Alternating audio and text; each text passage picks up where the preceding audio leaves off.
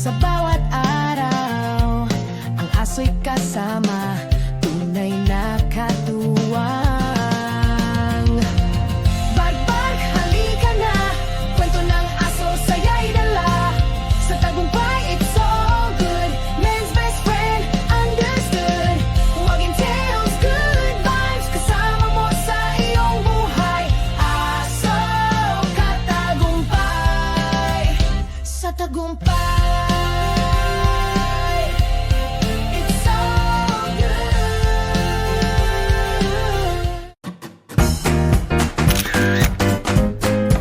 Hello, my name is Coach Onay Dumbao or Coach O. Ako po ay nagsulat ng tatlong aklat.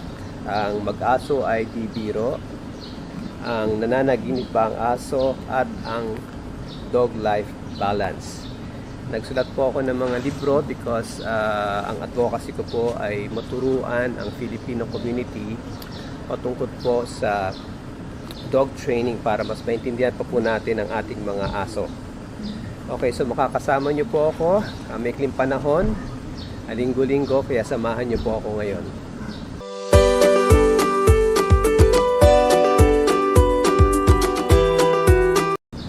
Ang topic po natin ngayon ay tungkol po sa excessive barking o yung maiingay na aso. Kanina lang maingay po dito kaya nagkaroon ako ng mga tatlong cats. Last week, our topic was about dog aggression towards animals, toward other dogs, and towards humans. So ngayon po pag-uusapan naman natin ano po ang dahilan bakit po maiingay yung mga aso. Okay? Una po, we have to understand that dogs by nature are barkers. Okay? Hindi po sila pinanganak na tahimik. Okay? And isa po lang yan sa mga pamaraan nila para ma-express po yung kanilang sarili. Whether they are angry, they're anxious, or maybe they're just excited. But unfortunately, ito po mga behavior na to kaya natin pinag-usapan dahil nakaka-apekto po sa ating community. Lalo na po sa mga community sa village na katulad ng kinaroroonan ko ngayon. Wala pa pong mga regulations tungkol dyan sa mga maingay na aso.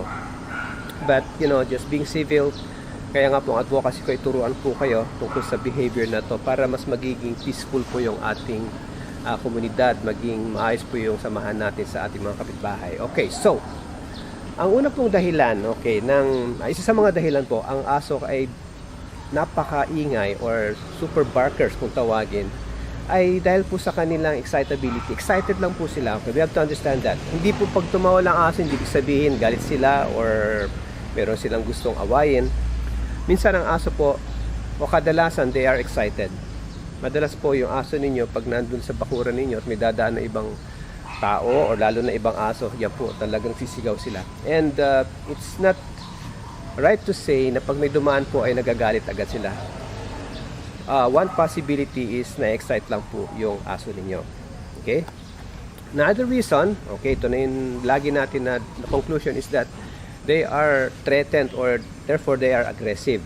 Okay? Nagagalit sila kasi baka pumasok sa kanila yung mga tao na dumadaan o mga aso or even pusa. Okay? So, yan po yung two major reasons why dogs are excessively barkers na tawagin natin. Excessive barking. Nakaka-istorbo na. Pero may mga iba pa rin dahilan po. Okay? Ang aso pwede rin tumahol yan dahil kumukuha ng attention. Okay, for example, wala palang tubig yung kanilang bowl. Okay, so nauuhaw sila. Or possible may nangyayari sa paligid nila na uncomfortable sila. Maaari silang nagpo-park. And possibly, kung yung aso nyo ay talagang isang matikas na guard dog, ay nagsisilbi siya na parang warning baka may dumarating na tao.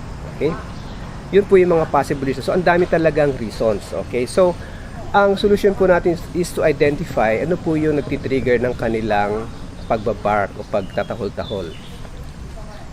Kadalasan, at least experience ko po, ang trigger sa kanila ay being under-socialized. Believe it or not. Okay? Ang mga aso po na madalas inilalabas, katulad ng topic natin last week, sila po yung less na nagbabark. Bakit? Kasi they're excited na makita yung ibang aso, ibang movements sa labas.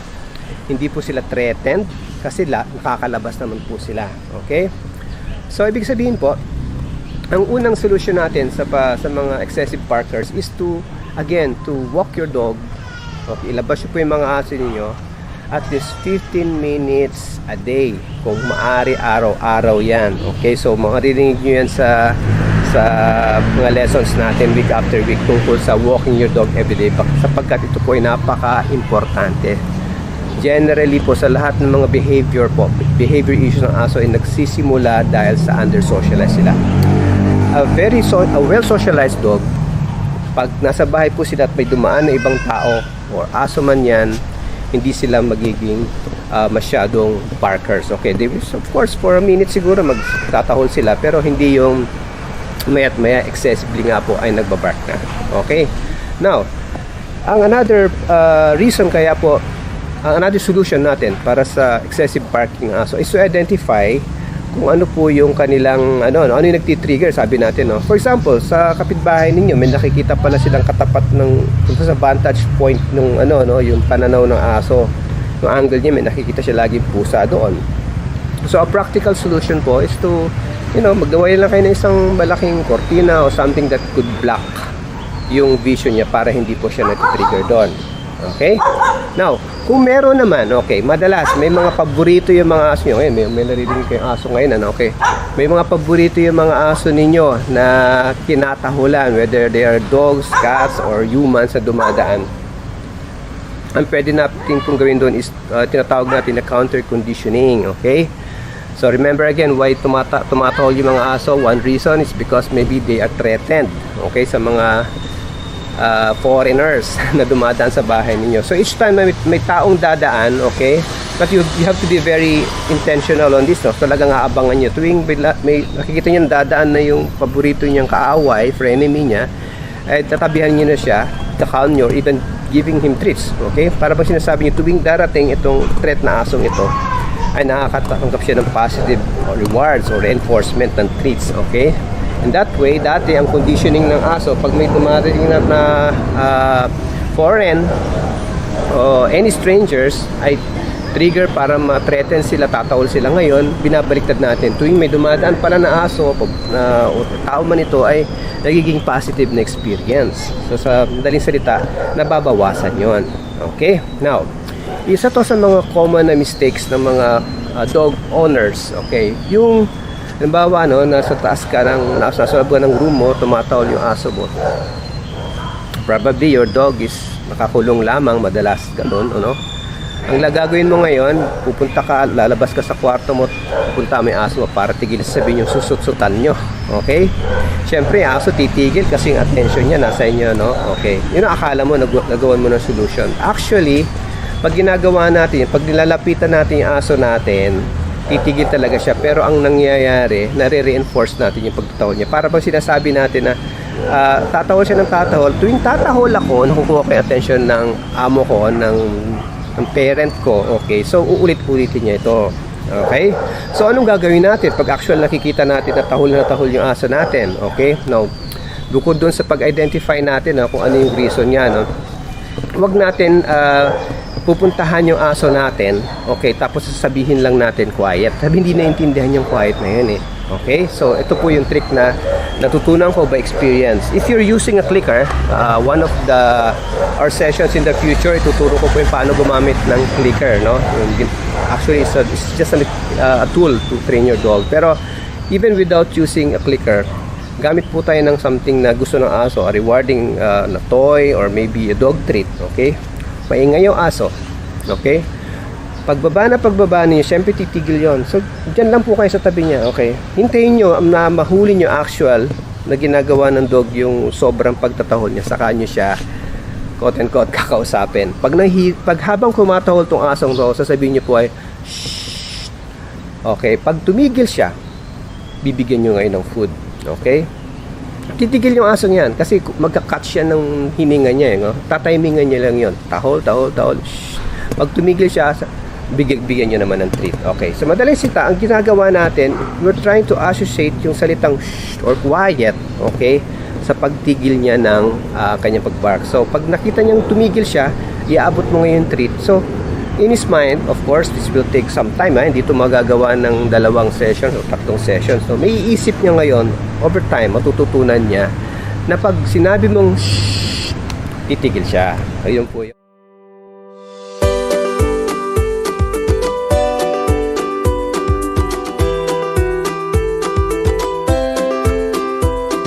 Ang tahol ng aso ay normal na paraan ng kanilang komunikasyon. Pero kapag sobra-sobra na, sinyalis ito na may gustong iparating.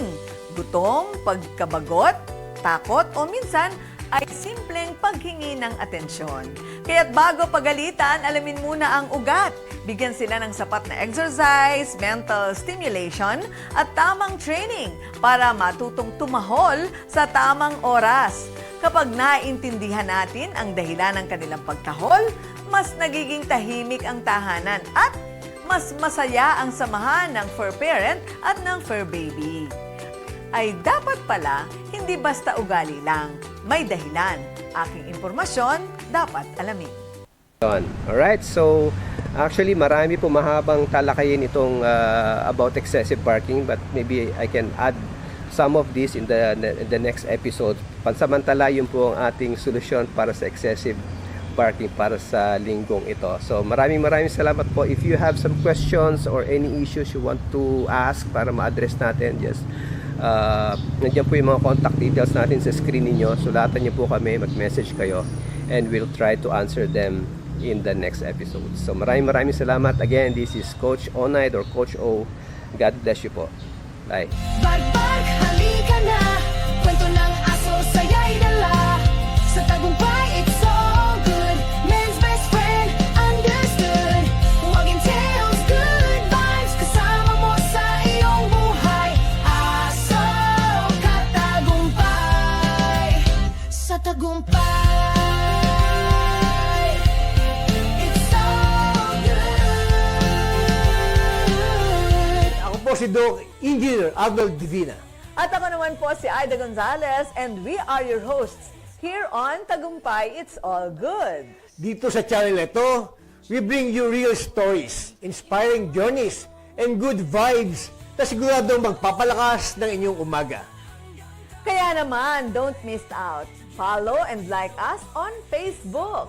And don't forget to subscribe to our YouTube channel. Just search Tagumpay It's All Good. At syempre, share nyo na rin sa inyong pamilya, barkada at kapitbahay.